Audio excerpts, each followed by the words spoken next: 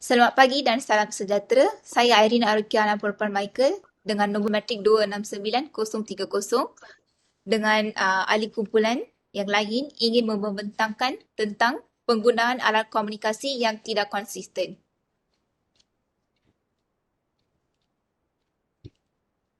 Pengenalan.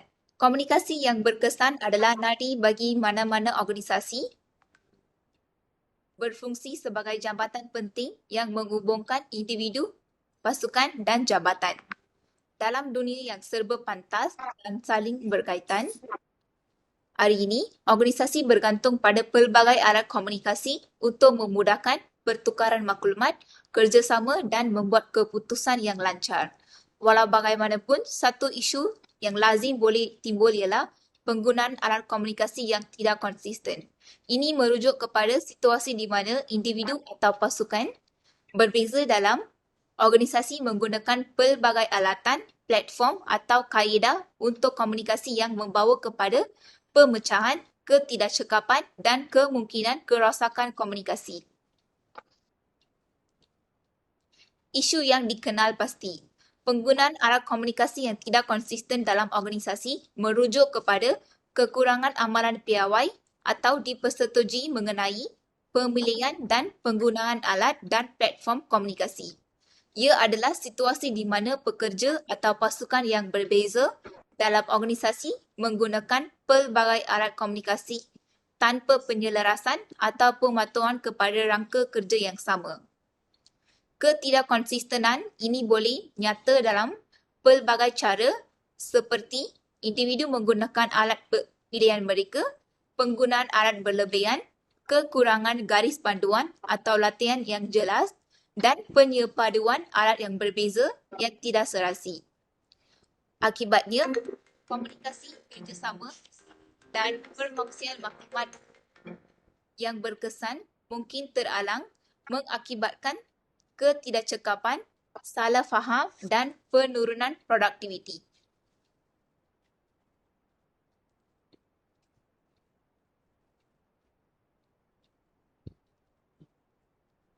Di antara faktor-faktor yang menyebabkan penggunaan alat komunikasi yang tidak konsisten adalah kerana kekurangan amalan piawaian ataupun protokol serta garis panduan dalam sesebuah organisasi, di mana pekerja atau pasukan yang berbeza dalam organisasi menggunakan alat komunikasi tanpa penyelarasan dan pematuhan kepada rangka kerja yang sama. Seperti individu menggunakan alat pilihan mereka, penggunaan alat berlebihan, kekurangan garis panduan serta latihan yang jelas dan penyepaduan alat yang berbeza yang tidak serasi. Akibatnya komunikasi kerjasama dan juga perkongsian maklumat yang berkesan mungkin terhalang dan mengakibatkan ketidakcekapan, salah faham dan penurunan produktiviti.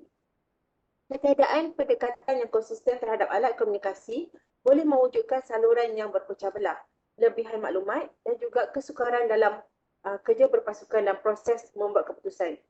Penggunaan alat komunikasi yang tidak konsisten dalam organisasi boleh mewujudkan halangan yang ketara untuk kerjasama yang cekap dan menghalang produktiviti keseluruhan. Punca-punca ketidakkonsistenan ini boleh dikaitkan dengan beberapa faktor setiap satunya menyumbang kepada cabaran keseluruhan.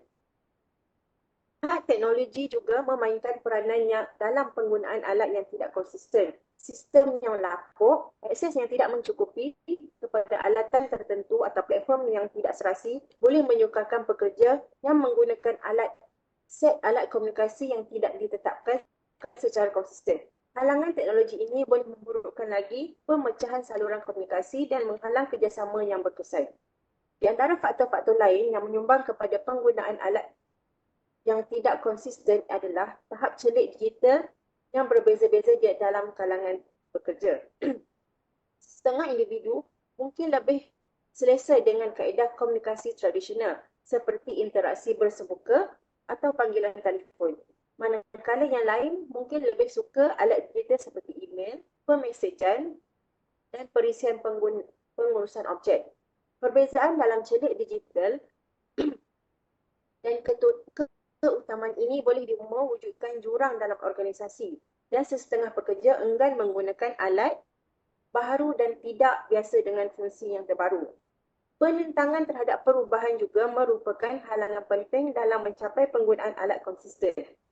Alat yang konsisten.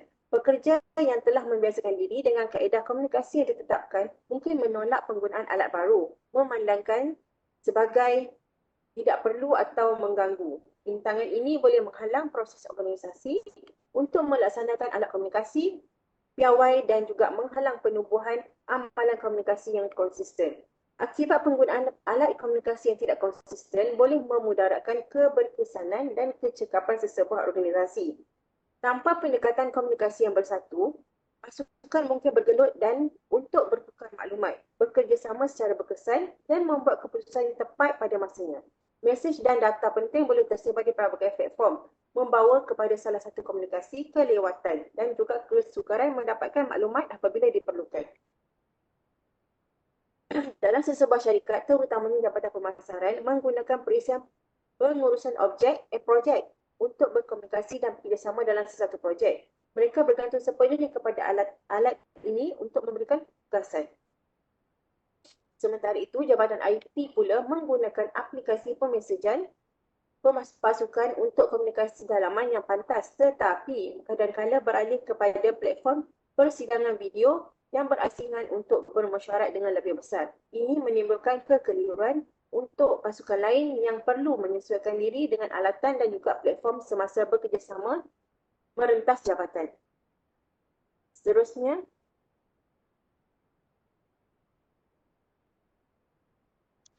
kaitan model komunikasi kepengurusan dengan isu. Pengirim atau pengekut. Dalam konteks penggunaan alat komunikasi yang tidak konsisten, penghantar atau pengekut dalam organisasi merujuk kepada pekerja atau pasukan yang bertanggungjawab untuk memulakan dan menghantar mesej. Masalah timbul apabila individu atau pasukan yang berbeza bergantung pada alat komunikasi pilihan mereka tanpa mengambil kira keperluan untuk penyeragaman dan penyelarasan. Yang kedua, mesej. Mesej mewakili kandungan yang disampaikan dalam organisasi. Apabila terdapat penggunaan alat komunikasi yang tidak konsisten, mesej boleh menjadi tidak konsisten, tidak lengkap atau tertunda. Ini boleh menyebabkan salah faham, kekeliruan dan masa tindak balas yang lebih perlahan. Yang ketiga, sederhana atau saluran. Medium atau saluran merujuk kepada cara komunikasi yang digunakan untuk menghantar mesej. Penggunaan alat komunikasi yang tidak konsisten bermakna bahawa pasukan atau individu yang berbeza dalam organisasi bergantung pada pelbagai medium atau saluran. Contoh, email, perisian pengurusan projek, aplikasi pemesejan atau platform persidangan video. Yang keempat, penerima atau penyahkut. Penerima atau penyahkut mewakili individu atau pasukan yang menerima dan mentafsir mesej. Dalam kes penggunaan alat komunikasi yang tidak konsisten, pasukan yang berbeza mungkin perlu menyesuaikan diri dengan pelbagai platform, mengakibatkan kekeliruan dan mengurangkan kecekapan. Dan yang terakhir, maklum balas. Maklum balas memainkan peranan penting dalam proses komunikasi, membolehkan pengirim menilai keberkesanan mesej mereka dan membuat pelarasan yang diperlukan. Penggunaan alat komunikasi yang tidak konsisten boleh menghalang gelung maklum balas kerana mesej mungkin tersebar merentasi platform yang berbeza, menjadikannya mencabar untuk memberikan maklum balas yang tepat pada masanya dan berfokus. Seterusnya.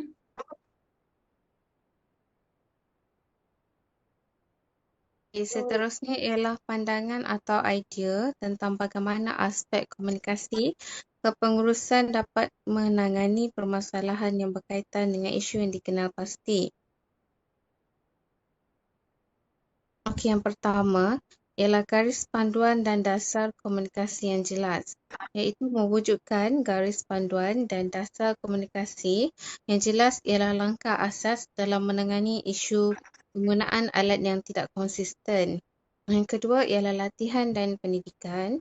Menyediakan latihan dan pendidikan tentang alat dan teknik komunikasi yang berkesan adalah penting untuk menangani penggunaan yang tidak konsisten. Organisasi harus menawarkan sesi latihan atau bengkel yang memberi tumpuan pada alat komunikasi piawai yang dipakai. Yang ketiga, penyepaduan alat komunikasi, iaitu mengintegrasikan pelbagai alat komunikasi boleh membantu memperkemas proses komunikasi dan mengurangkan pemecahan. Yang keempat, platform komunikasi berpusat. Laksanakan platform komunikasi berpusat boleh menyumbang dengan ketara untuk menangani masalah penggunaan alat yang tidak konsisten. Yang kelima, audit komunikasi berkala. Menjalankan audit komunikasi tetap boleh membantu mengenal pasti bidang penambahbaikan dan menangani ketidakkonsistenan.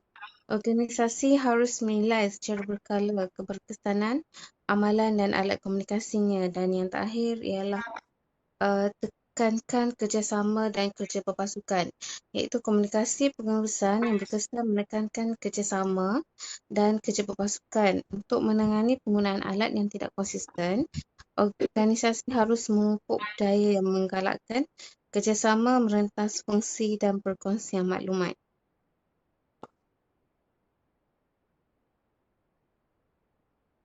Saya teruskan dengan cadangkan proses dan strategi komunikasi pengurusan. Terdapat 5 cadangan yang dimajukan, iaitu yang pertama, menubuhkan jawatan kuasa komunikasi, iaitu wujudkan pasukan atau jawatan kuasa yang berdedikasi, yang bertanggungjawab untuk mengurus dan mengawasi amalan komunikasi dalam organisasi.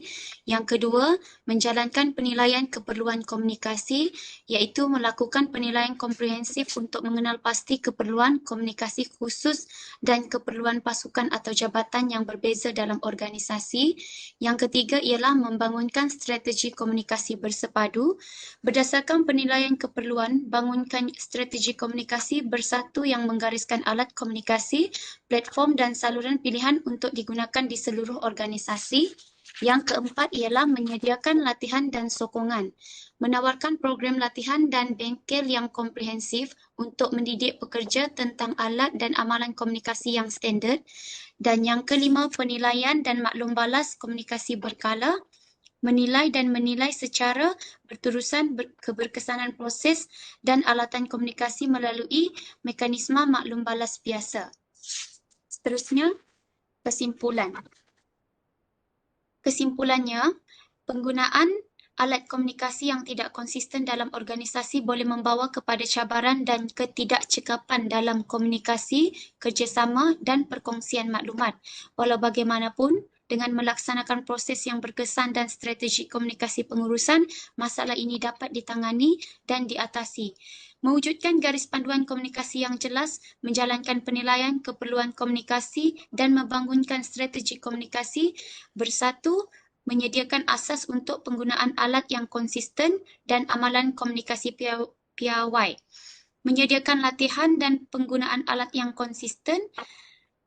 Sokongan kepada pekerja tentang alat komunikasi yang dipilih meningkatkan kemahiran dan pengetahuan mereka, memastikan penggunaan yang berkesan serta melaksanakan platform komunikasi terpusat yang berintegrasi pelbagai fungsi menyelarakan proses komunikasi dan menggalakkan kerjasama. Memupuk budaya kerjasama dan kerja berpasukan, menggalakkan komunikasi saling, fungsi dan perkongsian maklumat, penilaian komunikasi dan kerap mekanisme maklum balas membolehkan penambahbaikan dan pengajaran berterusan dengan keperluan organisasi. Akhir sekali, komunikasi dan sokongan kepimpinan memainkan peranan penting dalam memacu amalan komunikasi yang konsisten di seluruh organisasi. Sekian dan terima kasih.